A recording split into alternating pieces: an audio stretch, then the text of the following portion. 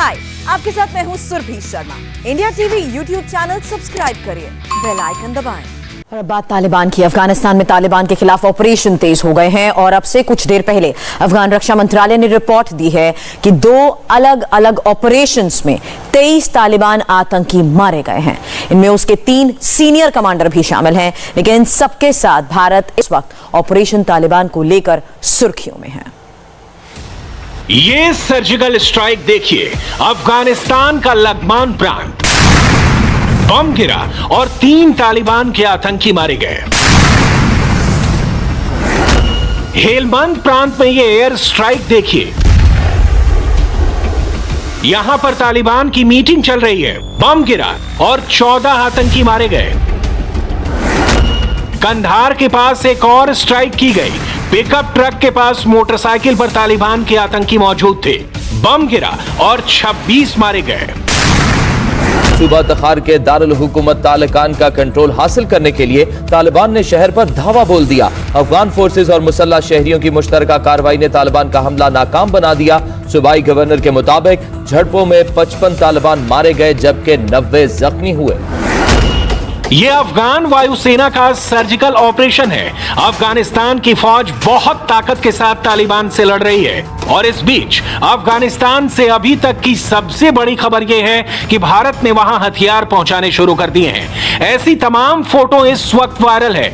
इसमें कंधार एयरपोर्ट पर खड़े भारतीय ट्रांसपोर्ट विमान C-130 की फोटो है। वहां उतारे गए गोला बारूद की तस्वीरें हैं। ये ट्रक पर रखे सामान को देखिए। बताया जा रहा है कि इसमें अफगान सेना के लिए गोलियां और कारतूस भारत से भेजे गए हैं और अफगानिस्तान से आई इस बड़ी खबर ने पाकिस्तान को परेशान कर दिया है। ये बातें हवा में नहीं हैं, ये खबर पाकिस्तान के तमाम मीडिया में छाई हुई है। पाकिस्तान के अखबार लिख रहे हैं कि भारतीय वायुसेना के जहाज अफगानिस्तान में हथियार लेकर आए हैं। कंधार में जो उनका कौंसल खाना था, वहां से उन्होंने अपना सफारती अमला जो है वो वापस बुला लिया है। दूसरी जानिब ये भी खबर है कि तैयारे के जरिए बड़ी ही छुपे तरीके से उन्होंने ये काम किया है कि तैयारा भर के बड़ी खेप जो है वो असलहे की वहां पर पहुंचा दी है और यकीनी तौर पर वो तालिबान की मदद के लिए नहीं बल्कि अफगान सिक्योरिटी फोर्सेस की मदद के लिए है। इंडिया चाहता है कि तालिबान ना आए, इंडिया चाहता है कि गनी के गवर्नमेंट रहे। अफगानिस्तान में फैल रहे तालिबान को रोकने के लिए इस वक्त 2 बड़े शहरों को बचाने की कोशिश चल रही है। एक है अफगानिस्तान की राजधानी काबुल और दूसरा शहर है कंधार।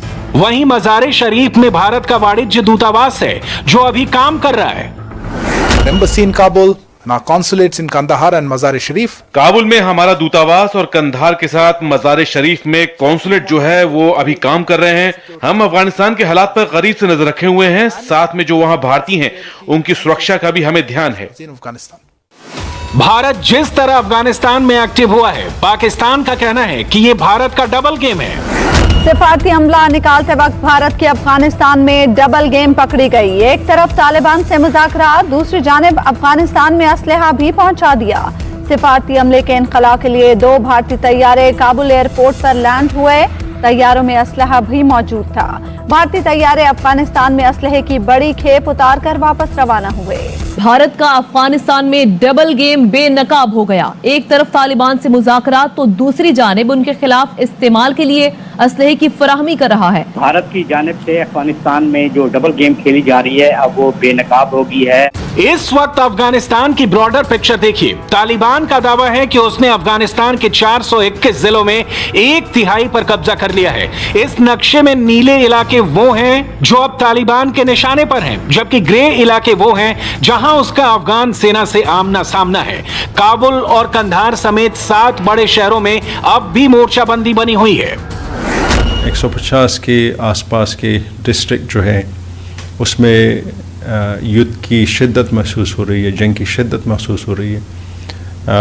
तालिबान ने बहुत सारे डिस्ट्रिक्ट्स की कैपिटल जो है उनको कब्ज़े में घेरे में लिया है। एक बात मैं बताना लाजमी समझता हूँ इधर कि हमने पिछले 3 दिनों में 10 डिस्ट्रिक्ट्स वापस ले लिए हैं। तो इस तरह नहीं है कि वो लोग आगे आ रहे हैं और हम आराम से बैठे हैं। हमारी जो कुर्बानी है, जो सेना हमारी फाइट कर रही है, वो रंग ला रही है। तालिबान कंधार के करीब है, इसलिए एहतियात के तौर पर भारत ने कंधार के वाणिज्य दूतावास से 50 से ज्यादा स्टाफ को एयरलिफ्ट किया है। ये पूरा ऑपरेशन दिल्ली के पास गाजियाबाद के हिंडन एयरबेस से शुरू हुआ। यहीं से विमान उड़े और ईरान के रास्ते कंधार पहुंचे और फिर वहां से स्टाफ को एयरलिफ्ट करके भारत ले आए। लेकिन इन तस्वीरों के वायरल होने के साथ पाकिस्तान का मीडिया कह रहा है कि भारत अपने स्टाफ को लाने के बहाने वहां बड़ी तादाद में गोला बारूद सप्लाई करके आया है। और भारत का बगल में छुरी मुंह पे राम राम, ये पुराना वतीरा है। अब एक तरफ तालिबान के साथ राम राम करते हो, यानी कि उनसे मुज़ाकरात करते हैं, दूसरी जानिब उन्हीं के खिलाफ असलहा भी फराहम कर रहे हैं अफगान हुकूमत को। तो ये जो दोहरा मयार है, इसका नुकसान तो जाहिर है अमन अमल को होगा। तो साबित होता है कि अमन अमल को सबूताज करने का जिम्मेदार यहाँ खित्ते में सिर्फ भारत है। जी यकीनन, बिल्कुल आपने दुरुस्त कहा, लेकिन आप देखें हिंदुस्तान में खोया क्या है। ये जो अमेरिकन विड्रॉल हुआ है, अमेरिकन प्रेजेंस का फायदा उठाते हुए हिंदुस्तान ने हमारे लिए 4 बड़ी मुश्किलात यहाँ से क्रिएट की थी। नंबर 1, वो पाकिस्तान के अंदर स्ट्राइक कर रहे थे। वहाँ पे जो बलोच डिसिडेंट एलिमेंट हैं और तहरीक तालिबान पाकिस्तान और दूसरी दहशतगर्द तंजीमें थी, उनके साथ रवाबित रखते हुए उनके रॉ के ऑपरेटिव जिन 8 कॉन्सुलेट से ऑपरेट कर रहे थे, वहाँ इनकी तरबियत भी करते थे और इनको बलूचिस्तान और KPK में इस्तेमाल करते थे। तो हमारी कैजुअल्टीज थी।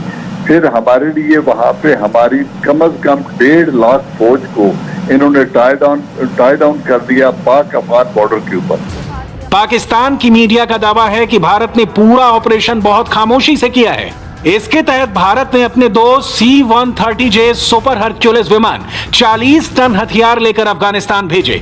इसमें राइफल की गोलियों से लेकर 122 मिलीमीटर के गोले और रॉकेट भी शामिल हैं। अब ये जो 2 C-130 तैयारे उसने असले से बढ़ के भेजे हैं वहाँ, बड़ी खेप वहाँ पे उतारी है। उसकी बुनियादी वजह ये है कि अब वो कहते हैं ना कि जब बिल्कुल मायूसी हो गई है, उसे नजर आ गया तालिबान ने उसे लिफ्ट नहीं कराई। इंडिया चाहता ये था कि तालिबान उन्हें लिफ्ट करा दे और उसका वहाँ पे रोल बन जाए।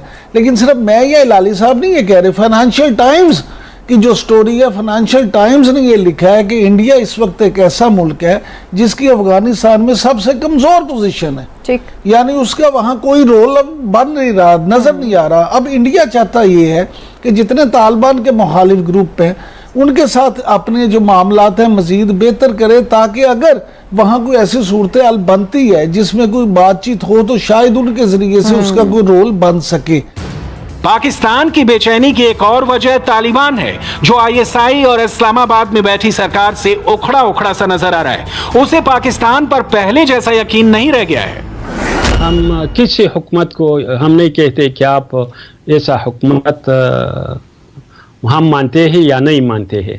ये तो हमारी हक है कि अफगानिस्तान के अवाम जो भी चाहते हैं और इसलिए मुज़ाकरात हो रही है तो वो इम्पोज न करे। रिलेशन पाकिस्तान से हमारे चाहते हैं कि बरादराना ताल्लुकात हो, एक नेबरिंग कंट्री है, वो मशवरा वो हेल्प कर सकते हैं। लेकिन जो भी इम्पोज करे, कोई भी जो भी हो या कोई हमें डिक्टेशन दे दे, ये हमारी उसूलों के खिलाफ है। तालिबान इस वक्त अफगानिस्तान में बहुत तेजी से बढ़ रहा है। ये उस वक्त की तस्वीरें हैं जब बदगीज प्रांत के शहर कलाए 9 में तालिबान के आतंकी मोटरसाइकिल से दाखिल हो रहे हैं। कुछ देर बाद शहर में कर्फ्यू जैसे हालात हो गए और लड़ाई होने लगी। यहां मौजूद अफगान सेना ने डट कर सामना किया। हम शहर में हैं और यहाँ अफगानिस्तान के दुश्मन ये गंदे तालिबान कब्जा करना चाहते थे, लोगों को मारना चाहते थे। उन्होंने गलती कर दी, हमसे मुंह की खाई है। हमने 80 तालिबान मार गिराए हैं। क्रॉस फायरिंग में यहां के कुछ लोग घायल भी हुए। अब ऐसी ही हिंसा और गोलीबारी का खतरा पूरे अफगानिस्तान को सता रहा है। तालिबान के इस तरह से सिर उठाने की सबसे बड़ी वजह अमेरिका है, जो रातों रात अपनी फौज लेकर अपने मिलिट्री अड्डे खाली कर रहा है। 20 साल बाद अमेरिका ने अफगानिस्तान में अपना सबसे बड़ा अड्डा सरेंडर किया है। जो बगराम मिलिट्री बेस कभी तालिबान के खिलाफ ऑपरेशन का हेडक्वार्टर था, वहां अब तालिबान लौट रहा है। बगराम एयरबेस अभी तक अफगानिस्तान में सबसे सीक्रेट, सबसे पावरफुल, सबसे ज्यादा मिलिट्री ऑपरेशन को अंजाम देने वाला मिलिट्री अड्डा रहा है। हाय, आई एम सुरभि शर्मा। खबरों से अपडेट रहने के लिए India TV YouTube channel subscribe करिए, साथ में बेल आइकन जरूर दबाएं। जुड़े रहें इंडिया टीवी के साथ।